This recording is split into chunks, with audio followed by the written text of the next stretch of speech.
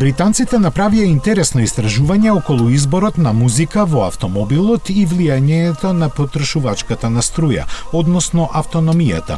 Идејата беше да се согледаат реакциите во однесувањето на возачот предизвикани од ритмот на различните видови музика.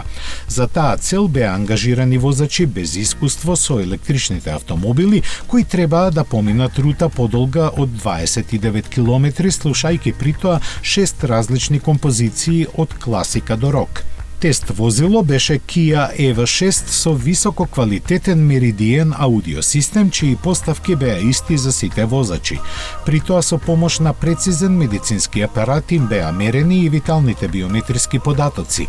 Испитувањето траеше 2 дена, а резултатите беа јасни. Музиката навистина има огромно влијание на однесувањето на возачот, а преку тоа и на автономијата во реални сообраќајни услови.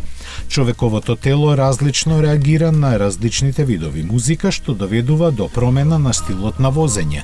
Најдобри резултати се добиени со класичната музика, која предизвикува посмирено и потечно возење, додека подинамичните мелодии побрзо ги празнат батериите.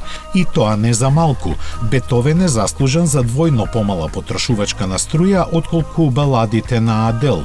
Поп музиката беше за 3 пати поенергична, а жестоките рок numeri за 4 пати.